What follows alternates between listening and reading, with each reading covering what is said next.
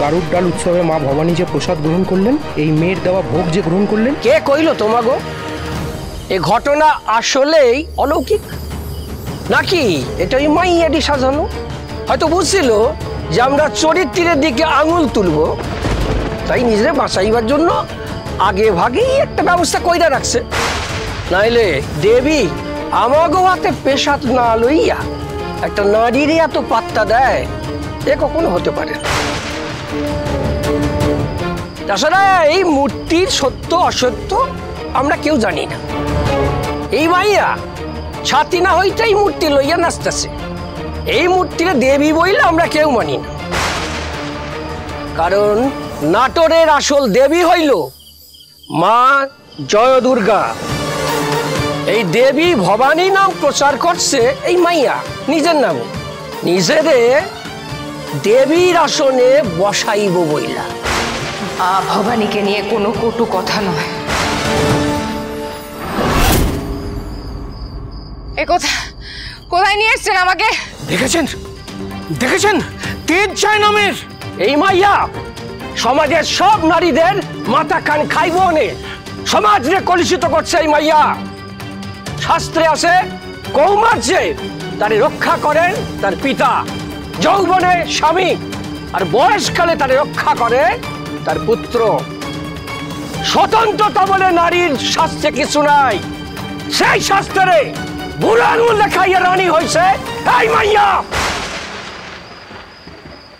তার মানে যেই মেয়ের বাবা নেই, স্বামী নেই আর সন্তান নেই, সে সারা জীবন অরক্ষণীয়া হয়ে থাকবে? আপনার এই মতের সঙ্গে আমি একমত হতে পারলাম না। এই মাইয়ারে দেখছি শিক্ষা দিতেই হইব।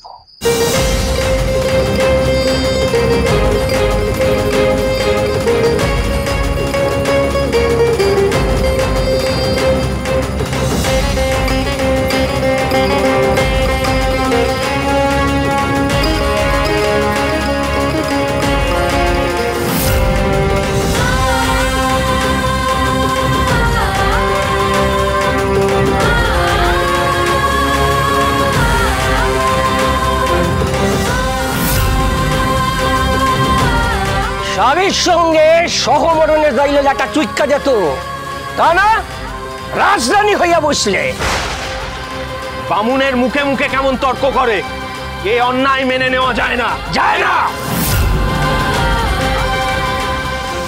রাজরানী হবে, আমায় আদেশ করবে।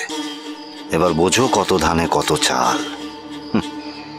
বিদায় ঘন্টা বেজে গেছে আজ তোমার।